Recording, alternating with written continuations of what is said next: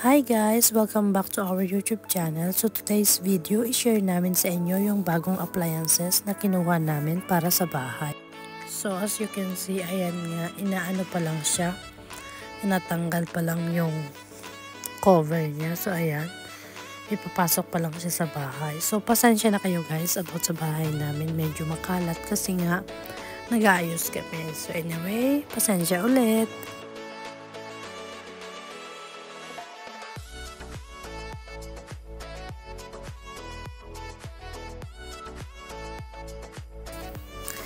Kumuha kami nito guys kasi sobrang nakakatulong talaga sa oras at sa tubig.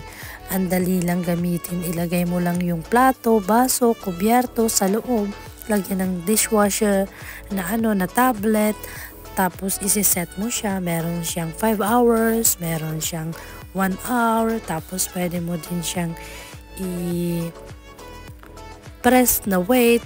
Meron siya dyan nakalagay na. Halimbawa may idadagdag ka kasi may nakalimutan kang isa lang, yun. Tapos maghintay ka lang ng ganyan. Sa akin, set ko siya ng 1 hour.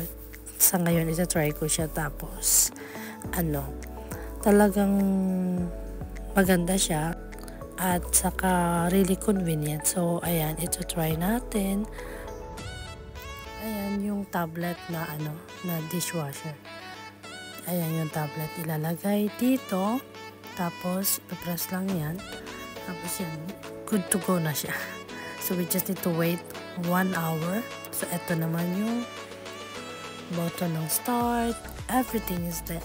So, I'm gonna use 1 hour for this. So, I don't wanna use 5 hours. So, 1 hour is enough, I guess. And then after that, good to go.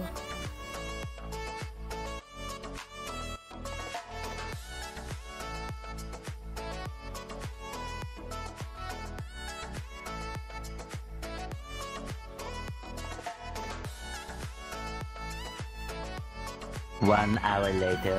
So, ayan guys, tapos na siya. Kita niyo naman na wala na yung yung light. So, ayan, tapos na. So, eto na siya. I'm gonna show you na nalinis na siya. So, ayan.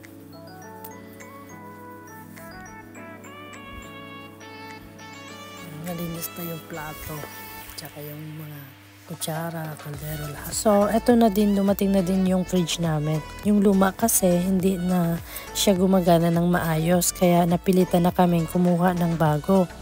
Pero, imbis na itapon, ibinigay na lang namin sa iba para magamit pa nila. Itong bagong naming ref ay Propelo branded. Nasa baba ang freezer, kaya mas convenient gamitin. May touchscreen panel din siya para madaling iset ang temperature at iba pang setting. Super happy kasi mas moderno at swak na swak sa kitchen namin. Thank you so much for watching. Thank you. God bless.